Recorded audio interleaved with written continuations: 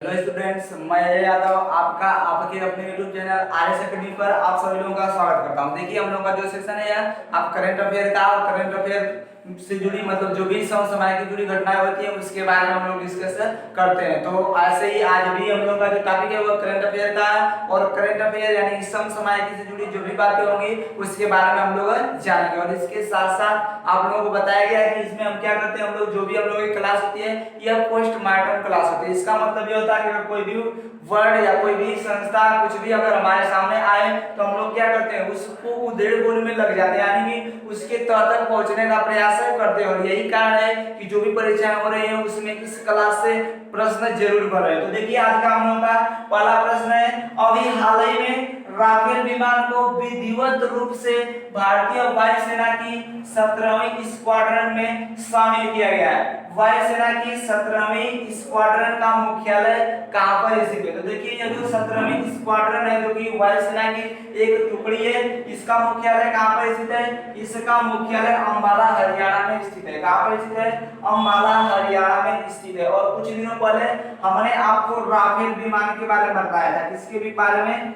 Rafale विमान के बारे में बताया था। और देखिए, जो राफेल विमान है इसको भी हाल ही में वायुसेना की 17वीं स्क्वाड्रन में शामिल किया गया है। एक वायुसेना की टुकड़ी है जिसमें इसको क्या किया गया है, शामिल किया गया है। अब देखिए, जो राफेल विमान है इसके बारे में हमने बताया था कि यह कहां से आया था? यह फ्रांस से आया था। कहां से आया था? फ्रांस से आया था। और कितने राफेल विमान आए थे? 5 आए थे। लेकिन समझौता कितने का हुआ था? 36 यानी 36 का समझौता किया गया था। लेकिन कितने आए थे? 5 आए थे। और हमने आपको बताया था कि जो समझौता हुआ था 2016 में हुआ था। कब समझौता? 2016 में किया गया था। उस समय हमारे डिफेंस मिनिस्टर यानी कि रक्षा मंत्री कौन थे? तो वे थे मनोहर पर्रिकर। कौन? मनोहर पर्रिकर। तो उस समय जो हमारे रक्षा मंत्री थे वे कौन थे?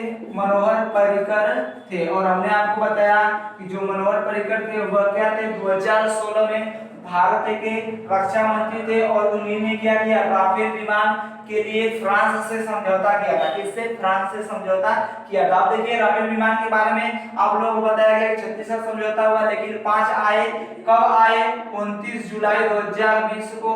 29 जुलाई 2020 को जो ये पांचों राफेल विमान है ये अंबाला एयरबेस पर, कहां पर? अंबाला एयरबेस पर इन्होंने लैंडिंग की थी। कहां पर?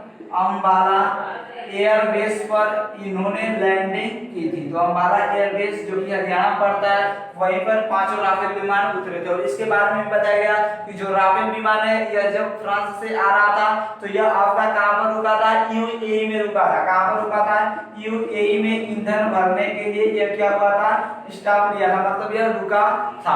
अब देखिए, इसके बाद बताया गया जो राफेल विमान है यह एक लड़ाकू विमान है। कैसा है? यह एक लड़ाकू विमान है। और आपको बताया गया कि जो राफेल है इसमें 2 इंजन लगे हुए हैं। कितने इंजन लगे हुए हैं? 2 इंजन लगे हुए हैं। और इसको बताया गया कि जो राफेल विमान है इसको किस कंपनी ने बनाया है? तो इसको दसाल्ट कंपनी ने बनाया है। किस कंपनी ने? फ्रांस की एक कंपनी है जिसका नाम है दसाल्ट। तो दसाल्ट कंपनी ने राफेल विमान को बनाया है। अब देखिए, इसके बारे में आपको और बताया गया है जो राफेल विमान है इसकी स्पीड कितनी है? तो इसकी स्पीड 2200 से 2500 किलोमीटर पर आवर है। किलोमीटर प्रति घंटा है 2200 से 2500, यानी कि अब पाकिस्तान का अगर चाहे तो 4 से 5 चक्कर लगा सकता है 1 घंटे में। कितने घंटे में? 1 घंटे में।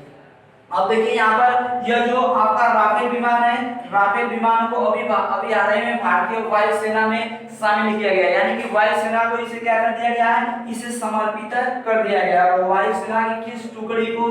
तो इसका नाम है 17वीं स्क्वाड्रन। क्या? 17वीं स्क्वाड्रन। अब देखिए, जो यह राफेल विमान है यह कब वायुसेना को समर्पित किया गया? वायुसेना की टुकड़ी 17वीं स्क्वाड्रन को समर्पित किया गया। तो अभी हाल ही में 10 सितंबर 2020 को यह समर्पित कर दिया गया है, या भारतीय वायुसेना में इसको क्या कर दिया गया है? इसे शामिल कर दिया गया है। इस कारण से यह फिर से वर्तमान में चर्चे में आया है। अब देखिए, जो राफेल विमान है यह कितना वजन उठा सकता है? तो यह 24,500 का वजन, किलोग्राम वजन को क्या कर सकता है? वहन कर सकता है। अब देखिए, जो राफेल विमान है इसके बारे बारे में, हमने वजन के बारे में तो बता दिया। अगर इसकी जनरेशन पूछ ली जाए तो इसकी जो जनरेशन है 4.5, ये किस जनरेशन का है, तो ये है आपका 4.5 जनरेशन का। और एक और बात ध्यान रखिए कि इसकी जो रेंज है वो है 37,000 किलोमीटर। कितनी? 37,000 किलोमीटर इसकी क्या है, इसकी रेंज है। अब देखिए जो यह राफेल विमान है आपका, इसके बारे में बताया गया आप लोगों को कि यह कितना वजन वहन कर सकता है, 24,500। और इसकी एक और खासियत है, इसमें क्या हो सकता है, हवा में ईंधन भरने की सुविधा उपलब्ध है। हवा में क्या कर सकते हैं हम, इसमें हवा में ही ईंधन भर सकते हैं। तो हवा में ईंधन भरने की भी क्षमता है इसमें, यानी कि वैसी सुविधा उपलब्ध कराई गई है जिससे हम क्या कर सके, हवा में ईंधन भर सके। अब देखिए जो यह राफेल विमान है, यह 1 मिनट में, कितने मिनट में, 1 मिनट में 6,000 फीट की ऊंचाई तक जा सकता है। कितने ऊंचाई को ग्रहण कर सकता है 1 मिनट में, तो यह 1 मिनट में 6,000 फीट की ऊंचाई को ग्रहण कर सकता है। अब देखिए यहाँ पर जो यह टुकड़ी शामिल, जो यह 17वीं स्क्वाड्रन है, यह जो 17वीं स्क्वाड्रन है, इसकी स्थापना कब की गई थी, तो इसकी स्थापना 1951 में की गई थी। कब? इसकी स्थापना 1 अक्टूबर 1951 को की गई थी। या इसे कहते हैं गोल्डन एरो टुकड़ी। इसको क्या कहा जाता है, इसको कहा जाता है गोल्डन एरो टुकड़ी। में जो 17वीं स्क्वाड्रन है, इसको कहा जाता है 17वीं गोल्डन एरो टुकड़ी। इस कारण से कहा जाता है कि जो आपका राफेल विमान है, राफेल विमान पर एरो जो तीर धनुष होता है, उसके आकार का एक शिप बना हुआ है और वह गोल्डन कलर का। देखिए वह धनुष के आकार का है, इस कारण से उसको एरो कहा गया। उस पर तीर भी है, इस कारण से उसे क्या कहा गया है, और एरो कहा गया है। और उसका जो कलर है वो गोल्डन कलर है, इस कारण से उसका नाम क्या कर दिया गया, वो जो टुकड़ी है 17वीं गोल्डन एरो कर दिया गया। आप देखिए ये जो टुकड़ी हमने बताया, इसकी स्थापना कब की गई थी, 1 अक्टूबर 1951 को इसकी स्थापना की गई थी। और इसका जो हेडक्वार्टर यानी कि मुख्यालय है वह कहां पर है, तो वह अंबाला हरियाणा में। कहां पर? अंबाला हरियाणा में इसका हेडक्वार्टर स्थित है। इस बात को ध्यान रखिएगा। और हमने आपको बताया कि इसको कब शामिल किया गया, 10 सितंबर 2020 को भारतीय वायुसेना की 17वीं स्क्वाड्रन यानी कि गोल्डन एरो टुकड़ी में शामिल कर लिया गया। देखिए जो जब इसे शामिल किया गया, इसे कहां पर शामिल किया गया, तो अंबाला एयरबेस पर ही शामिल किया गया। क्यों? क्योंकि वह 29 जुलाई 2020 को जब आया था तो वहीं पर उसने क्या किया था, लैंडिंग किया था। अब देखिए एक बात यहाँ पर और ध्यान रखिए कि जो यह आपका जब शामिल किया गया तो एक समारोह, एक भव्य समारोह का आयोजन किया गया। और इस समारोह में भारत के रक्षा मंत्री राजनाथ सिंह, जो हमारे रक्षा मंत्री हैं राजनाथ सिंह, इन्होंने भाग लिया। और जो फ्रांस के रक्षा मंत्री हैं जिनका नाम है फ्लोरेंस पार्ली। कौन? Florence Parly. तो रक्षा मंत्री जो कि फ्लोरेंस पार्ली, जो कि कहाँ के हैं, फ्रांस के हैं। तो फ्रांस के रक्षा मंत्री और भारत के रक्षा मंत्री, दोनों रक्षा मंत्रियों ने इसमें भाग लिया। फ्रांस के रक्षा मंत्री कौन है, फ्लोरेंस पार्ली है, और भारत के रक्षा मंत्री राजनाथ सिंह है। तो इन दोनों लोगों ने क्या किया था, इसमें भाग लिया था। और इस कारण से यह आपका चर्चा में आया है कि हुआ क्या कि इसको अभी हाल ही में जो भारतीय सेना की 17वीं टुकड़ी है उसमें शामिल कर लिया गया। आप देखिए फ्रांस से हमने मंगाया था, थोड़ा सा फ्रांस के बारे में जान लेते हैं। फ्रांस की जो कैपिटल है वो कहाँ पर है, जो राजधानी है वो पेरिस है। कहाँ पर है, पेरिस। और पेरिस किस नदी के किनारे स्थित है, यह प्रश्न आपका बनता है। तो यह सीन नदी के किनारे, किसके, सीन के किनारे स्थित है। और जो पेरिस है इसे क्या कहा जाता है, तो इसे फैशन की नगरी कहा जाता है। क्या कहा जाता है, फैशन की नगरी कहा जाता है। तो फैशन नगरी या फैशन की नगरी के नाम से किसे जाना जाता है, पेरिस को जाना जाता है। तो आशा है यहाँ पर जो भी बातें आप लोगों को बताई गई समझ में आई होगी। अब हम लोग बढ़ते हैं अपने अगले प्रश्न की ओर। देखिए अगला प्रश्न है, हाल ही में किस देश के हितधारकों ने देश से इस्लामी शासन खत्म करने के लिए पड़ोसी देश की राजधानी अदीस अबाबा में समझौता किया है। तो अभी हाल ही में किस देश के हितधारकों ने देश से इस्लामिक शासन खत्म करने के लिए अपने पड़ोसी देश की राजधानी अदिस अबाबा में समझौता किया। तो देखिए उस देश का नाम है सूडान, यानी कि जो भी सूडान के हितधारक हैं उन्होंने क्या किया है, उन्होंने अपने देश से इस्लामी जो शासन है उसको समाप्त करने की बात की है। और इसके लिए समझौता कहां पर किया गया है, इसके लिए समझौता किया गया है इनके पड़ोसी देश की राजधानी अदिस अबाबा में। तो देखिए पहले अदिस अबाबा के बारे में जान लेते हैं, किसके बारे में, अदिस अबाबा के बारे में जान लेते हैं, फिर उसके बाद अपने टॉपिक पर आते हैं। देखिए जो अदिस अबाबा है यह किसके पड़ोसी देश की राजधानी है, तो आपको बता दिया गया कि इसका जो आंसर है सूडान है, यानी कि सूडान के पड़ोसी देश की राजधानी है। तो यह किस देश की राजधानी है, तो यह राजधानी है इथियोपिया की, किसकी, इथियोपिया की राजधानी है। तो इथियोपिया की राजधानी कहां पर है, अदिस अबाबा है, कहां पर, अदिस अबाबा है। और आप लोगों को अभी कल जो पिछली वीडियो थी उस वीडियो में बताया गया कि जो अदिस अबाबा है ये कहां की कैपिटल है, यह तो इथियोपिया की हो गई, लेकिन 2019 का जो शांति का नोबेल था, कौन, 2019 का जो शांति का नोबेल पुरस्कार था, जो कि कहां पर दिया जाता है, यह आपका नॉर्वे की राजधानी ओस्लो में दिया जाता है। यह नोबेल पुरस्कार इथियोपिया के प्रधानमंत्री को दिया गया था, किनको, इथियोपिया के प्रधानमंत्री को दिया गया था, जिनका नाम है अबी अहमद अली। क्या नाम है, अबी अहमद अली। तो जो अदिस अबाबा है यह इथियोपिया की कैपिटल है, राजधानी है। इथियोपिया के ही प्रधानमंत्री अबी अहमद अली को अभी हाल ही में 2019 का जो शांति का नोबेल पुरस्कार था वह दिया गया था। और शांति का नोबेल कहां पर दिया जाता है, ओस्लो में दिया जाता है। कहां पर, ओस्लो में दिया जाता है, जो कि नॉर्वे की राजधानी है। किसकी राजधानी है, नॉर्वे की राजधानी है। और इस बात को ध्यान रखिएगा, यह प्रश्न आपका पूछा गया प्रश्न है और यह बेहद ही इंपॉर्टेंट है। आई बात समझ में। अब देखिए जो अभी अहमद अली है, यह भी प्रश्न आपका पूछा गया कि किस कारण से इनको यह पुरस्कार दिया गया। तो देखिए अभी CHSL का जो पेपर चल रहा था फरवरी मार्च में, उसमें यह प्रश्न आपका पूछा गया। एक शिफ्ट में पूछा गया 2019 का शांति का नोबेल किसे दिया गया, फिर दूसरी शिफ्ट में इसी प्रश्न को उल्टा करके पूछा गया कि जो अभी अहमद अली हैं इनको 2019 का नोबेल पुरस्कार दिया गया है, किस कारण से दिया गया। तो देखिए वह कारण है, इन्होंने इथियोपिया, जो कि इथियोपिया देश के है, तो इथियोपिया देश और इसका एक पड़ोसी देश है जिसका नाम है आपका इरिट्रिया। कौन, इरिट्रिया। तो इरिट्रिया और इथियोपिया के बीच 22 वर्षों से सीमा विवाद था। क्या, 22 वर्षों से एक विवाद चला आ रहा था। उस विवाद को इन्होंने क्या किया, समाप्त कर दिया। और इस कारण से इन्हें क्या कर दिया गया, 2019 का शांति का नोबेल दिया गया। लेकिन अभी हाल ही में आपको बताया गया कि एक और जो डोनाल्ड ट्रंप है इनको भी नोबेल शांति पुरस्कार के लिए नॉमिनेट किया गया है। किस कारण से, क्योंकि इन्होंने क्या किया था, इन्होंने इजराइल और जो फिलिस्तीन वाला क्षेत्र है इन दोनों के बीच समझौता कराया था। और वह समझौता था अब्राहम अकॉर्ड समझौता। आप देखिए बात यहाँ पर आती है कि जो सूडान के हितधारक हैं इन्होंने क्या कहा। तो देखिए सूडान में आप सभी लोगों को पता होगा या नहीं भी पता होगा, तो 1889 में यहाँ पर इस्लामिक शासन की स्थापना की गई थी। किसकी, इस्लामिक शासन की स्थापना कब की गई सूडान में, तो इस्लामिक शासन की स्थापना सूडान में 1889 में की गई थी, जिसको अभी हाल ही में 2020 में, सितंबर 2020 में समाप्त कर दिया गया है। क्या कर दिया गया है, समाप्त कर दिया गया है। तो इस बात को ध्यान रखिएगा कि सूडान में 1889 में इस्लामिक शासन की शुरुआत की गई थी, स्थापना की गई थी, जिसे अभी हाल ही में सितंबर 2020 में समाप्त कर दिया गया है। और समाप्त करने के बाद यह कहा गया है कि अब यहाँ पर क्या होगा, अब सूडान में लोकतंत्र होगा। अब क्या होगा, अब सूडान जो है यहाँ पर क्या होगा, लोकतंत्र होगा।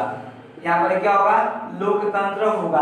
और इसमें एक और बात कही गई है, और वह बात यह है कि धर्म को शासन से अलग कर दिया गया है और कहा गया है कि नागरिकों को अधिकार मिलना चाहिए। तो इसमें यह बात कही गई है कि जो धर्म है, धर्म को क्या कर दिया गया, शासन से अलग कर दिया गया। और कहा गया कि जो भी नागरिक हैं, जो भी वहां के सिटीजन हैं, उनको क्या किया जाए, जो भी नागरिक हैं उन्हें उनका अधिकार मिलना चाहिए। तो नागरिकों को उनका अधिकार मिलना चाहिए, यह बात यहाँ पर की गई है। आई बात समझ में। तो देखिए आपका मैटर था, लेकिन यहाँ पर बात किसकी आई है, सूडान की। तो सूडान के बारे में जान लेते हैं। देखिए जो सूडान है, सूडान की राजधानी खार्तूम है, इसकी जो कैपिटल है वह कहाँ पर है, वह खार्तूम है। तो सूडान की राजधानी खार्तूम है और इसकी जो वर्तमान में इसके जो प्राइम मिनिस्टर है उनका नाम है अब्दुल्ला हमदोक। जो प्रधानमंत्री उनका नाम क्या है, अब्दुल्ला हमदोक। तो इस बात को ध्यान रखिएगा, जो सूडान है, सूडान की राजधानी खार्तूम है और इसके जो वर्तमान में प्रधानमंत्री यानी कि पीएम है उनका नाम क्या है, उनका नाम है अब्दुल्ला हमदोक। उनका नाम क्या है, अब्दुल्ला हमदोक उनका नाम है। अब देखिए यहीं पर एक नदी आपका नील नदी। तो देखिए नील नदी जो है, यह नील नदी खार्तूम में आकर बनती है। कहां पर, जो कि सूडान की राजधानी, देखिए होता क्या है, जो सूडान है, सूडान की राजधानी आपको बताया गया कि कहां पर है, खार्तूम है। तो सूडान की राजधानी खार्तूम है, यहीं पर दो नदियां आकर मिलती है। एक का नाम है देखिए खार्तूम में हमने बताया कि यहाँ पर दो नदियां आकर मिलती हैं। एक का नाम है ब्लू नील, एक का नाम क्या है, एक का नाम है ब्लू नील। तो एक नदी है ब्लू नील और एक नदी है व्हाइट नील। कौन, व्हाइट नील। तो यह बात इंटरेस्टिंग है और यह आपका पूछा जाने वाला प्रश्न है। तो देखिए ब्लू नील और व्हाइट नील ये दो नदियां हैं जो आकर कहां पर मिलती हैं, जो खार्तूम में आकर आपस में मिल जाती हैं। एक ब्लू नदी और एक व्हाइट नदी, ये दो एक ब्लू नील नदी है और एक व्हाइट नील नदी है। ये दोनों आपस में क्या होती हैं, खार्तूम में आते आते मिल जाती हैं। और जब यही दोनों नदियां आपस में कनेक्ट हो जाती हैं, मिल जाती हैं, तो इन नदियों को नील नदी कहा जाता है। इन्हीं को क्या कहा दिया जाता है, ये कौन सी नदी है, नील नदी है। तो ब्लू नील और व्हाइट नील ये दो नदियां आपस में मिलकर नील नदी का निर्माण करती हैं। और जो नील नदी है, नील नदी का देन किसे कहा जाता है, तो नील नदी का देन कहा जाता है मिस्र को। किसको, मिस्र को। और मिस्र को पिरामिडों का देश भी कहा जाता है। अब देखिए जो यह नील नदी है, यह कहां से निकलती है, तो यह विक्टोरिया झील से निकलती है। कहां से, विक्टोरिया झील से निकलती है। तो इस बात को ध्यान में रखिएगा कि जो नील नदी है वह विक्टोरिया झील से निकलती है और उसके साथ साथ यह भूमध्य सागर में गिरती है। कहां पर, भूमध्य सागर में गिरती है। तो इस बात को ध्यान रखिएगा। तो आशा है यहाँ पर जो भी फैक्ट बताए गए आप लोगों को समझ में आए होंगे। अब हम लोग बढ़ते हैं अपने अगले प्रश्न की ओर। देखिए अगला प्रश्न है, हाल ही में भारत और चीन के मध्य 5 पॉइंट प्लान, भारत और चीन के मध्य 5 पॉइंट प्लान पर सहमति बनी है ताकि बॉर्डर पर तनाव कम किया जा सके। यह 5 पॉइंट प्लान कहां पर हस्ताक्षरित किया गया है, तो देखिए ये जो 5 पॉइंट प्लान है यह कहां पर हस्ताक्षरित किया गया, तो यह हस्ताक्षरित किया गया है रूस में। अब देखिए यहाँ पर जैसा कि आप सभी लोगों को पता हुआ है कि भारत और जो आपका चाइना है, भारत और चीन के बीच जो संबंध है वो अच्छे नहीं है। इस कारण से जो चीन है, चीन को भारत ने क्या किया है, घेरने का प्रयास किया। और भारत ने क्या किया, चीन की जितने भी ऐप थे, जितने भी चाइनीज ऐप थे उस पर बैन लगा दिया गया, उन पर प्रतिबंधित उनको कर दिया गया। फिर उसके बाद जो अमेरिका है वह भी क्या है, चीन के खिलाफ है। तो भारत ने अमेरिका और जापान को भी, आप लोगों को कुछ दिनों पहले बताया गया था, एक 5 आइज एक संगठन है जिसको अमेरिका ने बनाया था, उसमें जापान शामिल होने की बात कर रहा था कि मुझे आप छठवीं आंख बना लीजिए। और वह इस कारण से कर रहा था कि जो जापान है वो क्या कर सके, वह दक्षिणी चीन सागर में चीन पर नजर रख सके। तो भारत ने क्या किया है, भारत ने इसको आर्थिक रूप से कमजोर किया। और किस तरीके से, उसके जो भी आपके ऐप्स हैं चीन के, उन ऐप्सों पर क्या करके बैन लगा के। और उसके साथ भारत ने क्या किया, जो जापान है, जापान और अमेरिका के साथ मिलकर इसको घेरने का प्रयास किया और उसमें सफल रहा। वरना जो ऐसा जो समझौता किया गया है 5 पॉइंट प्लान, यह कभी नहीं हो पाता। और इसके लिए भारत ने चीन को मजबूर कर दिया। क्या कर दिया, चीन को मजबूर कर दिया। और चीन ने मजबूरी में आकर इन्होंने क्या किया, इन्होंने भारत के साथ समझौता किया है अभी हाल ही में। तो देखिए हुआ क्या कि एक संगठन है जिसका नाम है एससीओ। क्या, एससीओ, यानी कि इसका फुल फॉर्म होता है आपका संघाई कोऑपरेशन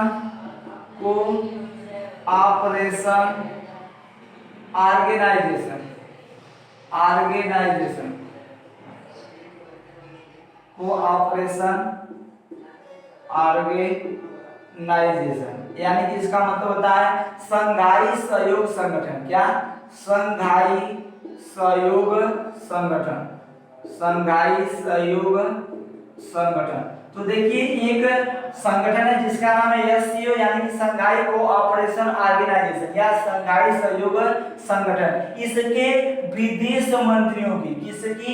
इसके जो भी विदेश मंत्री हैं उन विदेश मंत्रियों की अभी हाल ही में बैठक आयोजित की गई है। और वह जो बैठक है वह बैठक कहां पर आयोजित की गई? तो आपको बताया गया वह रूस में आयोजित की गई है। और उसी बैठक में जो चीन है इसने क्या किया? इसने भारत के साथ 5 पॉइंट प्लान पर समझौता किया। मतलब एक समझौता किया है जिसका नाम क्या रखा गया है? 5 पॉइंट प्लान रखा गया। अब देखिए थोड़ा सा इसके बारे में, एससीओ के बारे में जान लेते हैं, फिर उसके बाद यह प्लान क्या है उसके बारे में जानते हैं। तो देखिए एससीओ के बारे में बताया संघाई सहयोग संगठन या संघाई कोऑपरेशन ऑर्गेनाइजेशन, इसका फुल फॉर्म होता है। और देखिए इसकी स्थापना 2001 में की गई। कब? स्थापना 2001 में की गई। जो इसका हेडक्वार्टर है वो आपका चीन में स्थित है। कहां पर? चीन के संघाई में इसका हेडक्वार्टर स्थित है। जो इसका मुख्यालय है वह कहां पर है? संघाई चीन में इसका मुख्यालय स्थित है। और संघाई को चीन की वाणिज्यिक राजधानी कहा जाता है। कमर्शियल कैपिटल ऑफ चीन कौन है? वह है संघाई। कौन? तो संघाई को चीन की वाणिज्यिक या कमर्शियल कैपिटल कहा जाता है। और जो संघाई है ये चीन का सबसे बड़ा नगर है। तो चीन का सबसे बड़ा नगर भी कौन है? संघाई है। और चीन की कमर्शियल कैपिटल भी कौन है? वह संघाई है। अब देखिए यह जो एससीओ है इसमें भारत कब शामिल हुआ? तो 24 जून 2016 को। कब? 24 जून 2016 को भारत और पाकिस्तान, जो इंडिया है, इंडिया और पाकिस्तान दोनों को शामिल किया गया। तो भारत और पाकिस्तान को इस लिस्ट में कब शामिल किया गया? 24 जून 2016 को इस लिस्ट में, मतलब लिस्ट का मतलब नहीं, एससीओ जो संगठन है इसमें शामिल किया गया। और इसमें वर्तमान में 8 सदस्य देश हैं। कितने? 8 सदस्य देश हैं। तो एससीओ में कुल कितने सदस्य देश? 8। भारत कब शामिल हुआ? 24 जून 2016 को। और इसका जो मुख्यालय कहां पर है? संघाई में। और इसकी स्थापना कब की गई? 2001 में। और यह क्या है? एससीओ में अभी आपको बताया गया कि यह क्यों चर्चे में है, क्योंकि जो विदेश मंत्री हैं एससीओ के जो संगठन है इसके जितने भी विदेश मंत्री आते हैं उन विदेश मंत्रियों की बैठक आयोजित की गई है रूस में। और वहां पर भारत के विदेश मंत्री भी थे और जो आपके चीन है चीन के भी विदेश मंत्री थे। और इन दोनों लोगों में समझौता किया गया है और उस पर 5 समझौते किए गए हैं। उसके बारे में अभी आप लोगों को बताएंगे। देखिए भारत के विदेश मंत्री इस समय एस जयशंकर हैं और वांग यी। कौन? वांग यी ये चीन के विदेश मंत्री हैं। तो ये कहां के विदेश मंत्री हैं? ये विदेश मंत्री हैं चीन के। तो चीन के विदेश मंत्री वांग यी और भारत के विदेश मंत्री एस जयशंकर। कौन? एस जयशंकर। इन दोनों के बीच एक समझौता किया गया है और इस समझौते का नाम रखा गया है 5 पॉइंट प्लान। क्या? 5 पॉइंट प्लान। और इसका उद्देश्य क्या है? तो इसका उद्देश्य है सीमा पर जो बॉर्डर है, बॉर्डर पर तनाव को कम करना। क्या करना? जो सीमा है उस सीमा पर क्या करना? सीमा या जो बॉर्डर है उस पर क्या करना? तनाव को कम करना, यानी कि शांति व्यवस्था कायम रखना। तो इसका उद्देश्य क्या है? शांति व्यवस्था को कायम रखना। अब देखिए इसमें 5 चीजों पर बल दिया गया है। कितनी बातों पर? 5 बातों पर बल दिया गया है। पहला है असहमति को तनाव में बदलने न देना। इसमें जो पहला पॉइंट यह बताया गया है कि कभी भी किसी भी समय भारत और अगर चीन के बीच कोई असहमति हो जाती है, क्या हो जाती है? असहमति हो जाती है तो उस असहमति को विवाद में बदलने नहीं देने का बात की गई। मतलब क्या होगा? जो असहमति है, असहमति किसी भी प्रकार से अगर उत्पन्न हो जाए तो हम क्या करेंगे? असहमति की वजह से तनाव में नहीं आएंगे। तनाव की स्थिति असहमति की वजह से नहीं आनी चाहिए। इसको बातचीत करके क्या किया जाएगा? सुलझा लिया जाएगा। तो पहले में असहमति को तनाव में परिवर्तित न होने की बात की गई और दूसरे में कहा गया है सीमा देखिए दूसरे में कहा गया है कि सीमा के तनाव को बातचीत के द्वारा दूर कर दिया जाएगा। जो भी आपकी बाउंड्री है उस बाउंड्री पर या जो बॉर्डर है बॉर्डर पर क्या किया जाएगा, जो भी तनाव है सीमा पर जो भी तनाव है उन तनाव को क्या किया जाएगा, बातचीत के द्वारा सुलझा दिया जाएगा। क्या किया जाएगा, बात और चित करके ही उन दोनों को क्या कर दिया जाएगा, जो भी मसले होंगे उनको सुलझा लिया जाएगा और जल्द से जल्द इसके निपटारे की बात की गई। और तीसरा पॉइंट बताया गया है कि जो भी सीमावर्ती इलाके हैं, तीसरा जो समझौता ये हुआ है कि जो भी सीमावर्ती इलाके हैं, जो भी सीमावर्ती इलाके हैं इन इलाकों को शांत रखने की बात की गई। मतलब जो भी सीमावर्ती इलाके हैं इनमें क्या होना चाहिए, यहाँ पर गोलीबारी ये सब नहीं होना चाहिए। यहाँ पर क्या होनी चाहिए, यहाँ पर शांति होनी चाहिए। तो जो भी सीमावर्ती इलाके हैं वहां पर क्या होनी चाहिए, वहां पर शांति होनी चाहिए। और चौथे में एक स्पेशल रिप्रेजेंटेटिव मैकेनिज्म की बात की गई है। किसकी, स्पेशल, एक स्पेशल देखिए क्या हुआ है कि एक संस्था बनाई है जिसका नाम है स्पेशल, उसका नाम है स्पेशल रिप्रेजेंटेटिव, क्या रिप्रेजेंटेटिव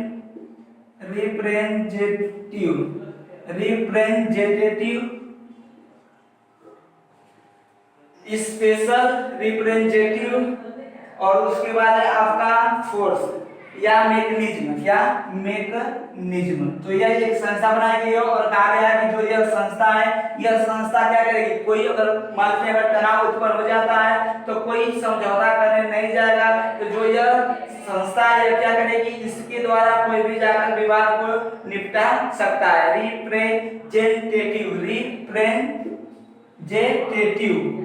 इस बात को ध्यान रखिएगा। तो एक संस्था का निर्माण किया गया, उसका नाम क्या है, स्पेशल रिप्रेजेंटेटिव मैकेनिज्म। और इसमें कहा गया है कि मान लेते हैं कि अगर भारत और पाकिस्तान में किसी प्रकार से भारत और चीन में किसी प्रकार से अगर तनाव उत्पन्न हो जाता है तो मान लीजिए कि अगर जो चीन है वो चाह रहा है कि मैं समझौता करूं लेकिन वो नहीं आ पा रहा है, क्यों, क्योंकि हम जाने तो हमारी बेइज्जती होगी चाहे जो कुछ भी हो, और भारत भी ऐसा ही सोच रहा है। तो इसके लिए यह बनाया गया और इस यहाँ से जो भी होगा वह जाएगा और वह क्या करेगा, इन दोनों के बीच जो भी समझौता होगा, मतलब जो भी समस्या होगी उसको हल करेगा और उस पर समझौता किया जाएगा। और इसमें पांचवा एक और बात पर बल दिया गया और वो है भरोसा को बढ़ाने की बात की गई। पांचवा क्या है, भरोसा बढ़ाने की बात की गई। देखिए भारत और चीन हो, भारत या चीन हो या भारत और आपका पाकिस्तान हो, कोई भी देश हो, उनमें विवाद क्यों हो रहा है, इस कारण से हो रहा है कि उन पर आपस में जो है वो भरोसा नहीं है, मतलब भरोसा की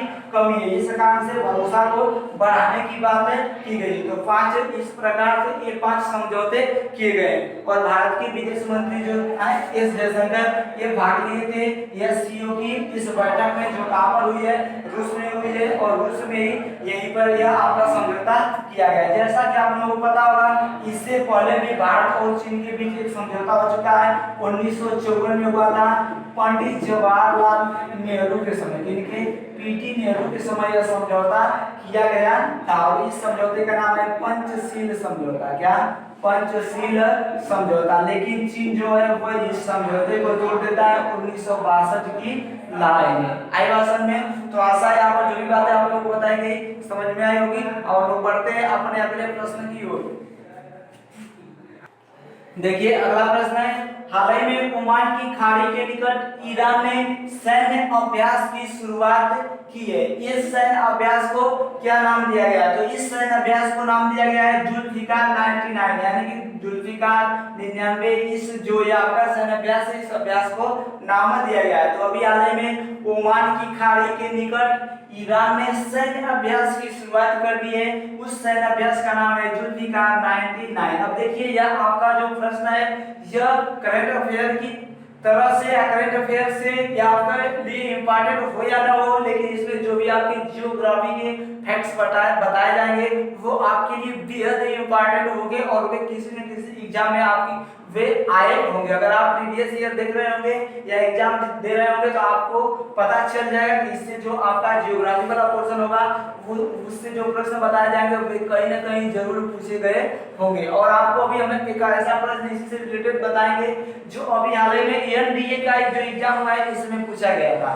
तो देखिए यह जो आपका जो कि ओमान की खाड़ी में ईरान ने क्या किया है, एक सैन्य अभ्यास आयोजित किया गया है और उस सैन्य अभ्यास का नाम ईरान ने क्या रखा है, जुल्फिकार 99। देखिए हुआ क्या कि आप सभी लोगों को पता होगा कि जो ईरान है, ईरान का दुश्मन कौन है, तो इसका दुश्मन है अमेरिका। कौन, यूएसए क्या है, इसका दुश्मन है। क्यों क्यों दुश्मन है, देखिए इस कारण से दुश्मन है कि अभी हाल ही में जनवरी 2020 में, कब, अभी हाल ही में जनवरी 2020 में ईरान के एक कमांडर थे जिनका नाम था कासिम सुलेमानी। कौन, कासिम सुलेमानी। तो ईरान के एक कमांडर थे जिनका नाम क्या था, कासिम सुलेमानी था।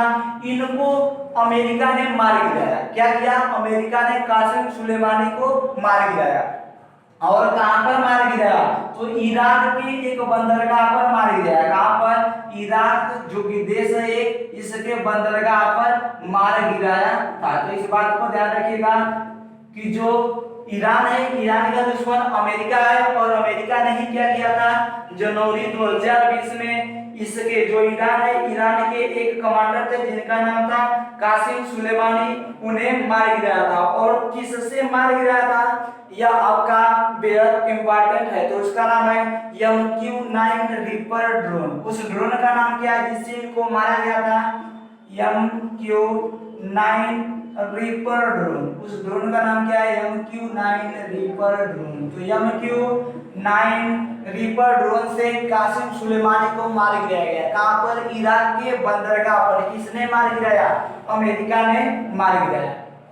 अब देखिए इसी कारण से जो ईरान है, इसलिए अपने आप को ताकतवर दिखाने के लिए, अमेरिका के खिलाफ अपने आप को ताकतवर दिखाने के लिए जुल्फिकार 99 जो सैन्याभ्यास है इसको आयोजित किया है और इसमें अपनी पूरी ताकत झोंक दी है। इसमें ईरान ने क्या किया है, अपनी पूरी ताकत झोंक दी है। इसमें ईरान की नौसेना और इसकी जो वायुसेना है वह वायुसेना और इसके जो ड्रोन है वे ड्रोन और इसकी जो पनडुब्बी है पनडुब्बी और इसकी जो आर्मी है, कौन, इसकी और जो आर्मी है, ये सभी, इन सभी को क्या किया है, इस जुल्फिकार 99 जो आपका जो कि क्या है, एक सैन्य अभ्यास आयोजित किया गया है। इस अभ्यास में सभी को शामिल किया गया है। और यह क्यों शामिल किया गया, क्योंकि हमने आपको बताया कि जो अमेरिका है वह क्या है, वह ईरान का दुश्मन है और इसी के कारण जो ईरान है इसने क्या किया है, इसने अपने आप को ताकतवर दिखाने के लिए ऐसा किया है। और हमने आपको बताया कि जो ईरान के कमांडर कासिम सुलेमानी को अमेरिका ने मार गिराया था MQ-9 रीपर ड्रोन से। और देखिए आप लोगों को यह भी बात पता होनी चाहिए कि MQ-9 रीपर ड्रोन से इनको मार दिया गया। जैसे ही मार दिया गया ईरान बौखला गया और ईरान ने एक वारंट जारी किया। क्या, एक वारंट जारी किया और वो भी गिरफ्तारी का वारंट जारी किया था। और किसके खिलाफ, डोनाल्ड ट्रंप के खिलाफ। यानी कि जो ईरान है, ईरान के कमांडर जब कासिम सुलेमानी मार दिए गए तो ईरान ने डोनाल्ड ट्रंप के खिलाफ एक गिरफ्तारी वारंट जारी किया था। मतलब ट्रंप को गिरफ्तार करेगा ऐसा वारंट जारी किया था।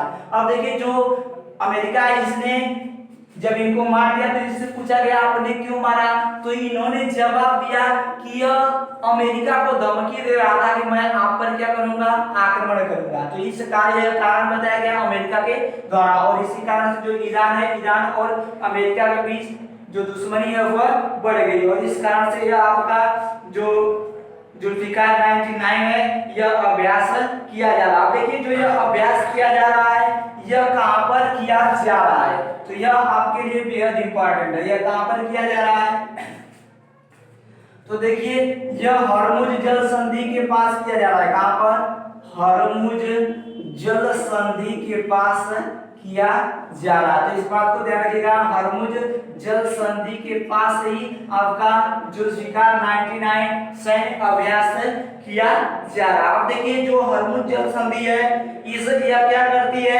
यह फारसी खाड़ी और ओमान की खाड़ी को अलग करती है। मतलब जो हरमुज जल संधि है वह ऐसे और इधर आपके फारसी खाड़ी पड़ती है और इस साइड साउथ की साइड आपका इधर ओमान की खाड़ी पड़ती है, इधर फारस की खाड़ी पड़ती है और इधर ओमान की खाड़ी पड़ती है। तो जो यह हरमुज जल संधि है, यहाँ से यह प्रश्न बनता है कि जो हरमुज जल संधि है यह किनको किन से अलग करती है। तो यह फारस की खाड़ी को ओमान की खाड़ी से अलग करती है। किसको? फारस की खाड़ी को, फारस की खाड़ी को ओमान की खाड़ी से अलग करती है। किससे? ओमान की खाड़ी से अलग करती है, खाड़ी से सॉरी जोड़ती है। क्या करती है? जोड़ती है। क्या करती है? जोड़ती है। इस बात को ध्यान रखें। देखिए जब कोई जल संधि होगी तो वह दो खाड़ियों को जोड़ेगी। क्या करेगी? जोड़ेगी, लेकिन दो देशों को अलग करेगी। क्या करेगी? दो देशों को अलग करेगी, लेकिन दो खाड़ियों को क्या करेगी? दो खाड़ियों को जोड़ेगी, या दो जैसे जो भी आपके समुद्र वगैरह होंगे उनको क्या करेगी? जोड़ने का कार्य करेगी। जो भी जल होंगे उनको जोड़ने का कार्य करेगी। जो भी जल स्थल होंगे, लेकिन जो स्थल होंगे मतलब जो देश होंगे उनको क्या करने का प्रयास करेगी या क्या करने का कार्य करेगी? अलग करने का। तो देखिए जो हरमुज जल संधि है यह क्या करती है? यह फारस की खाड़ी को ओमान की खाड़ी से जोड़ती है। क्या करती है? ओमान की खाड़ी को फारस की खाड़ी से जोड़ती है या फारस की खाड़ी को ओमान की खाड़ी से जोड़ती है। और यहीं पर एक प्रश्न और आपका बन जाता है कि जो हरमुज जल संधि है इसका एक कार्य हुआ क्या कि यह फारस की खाड़ी को किससे जोड़ती है? फारस की खाड़ी को ओमान की खाड़ी से जोड़ती है। लेकिन यहीं से प्रश्न बनता है आपका, यह क्या करती है? यह ईरान को, हमने अभी आपको बताया कि यह दो देशों को अलग करती है, लेकिन दो जो संधियां होती है या चाहे दो आपके जो खाड़ियां होती हैं उनको जोड़ने का प्रयास करती है। तो देखिए यहाँ पर जो ईरान है यह हरमुज जल संधि के द्वारा क्या होता है? जो ईरान है वह ओमान से अलग होता है। किससे? ओमान से अलग होता है। यानी कि जो हरमुज जल संधि है यह ईरान को ओमान से अलग करती है। क्या करती है? ईरान को ओमान से अलग करती है। अब देखिए यहाँ पर किसकी बात की गई है?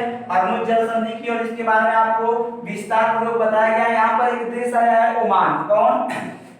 एक देश आया आपका ओमान। तो देखिए अभी हाल ही में एक प्रश्न पूछा गया था एनडीए के एग्जाम में कि ओमान और भारत के बीच कौन सा युद्ध अभ्यास होता है? तो नसीम अल बहर, यह प्रश्न आपका पूछा गया था कि जो नसीम अल बहर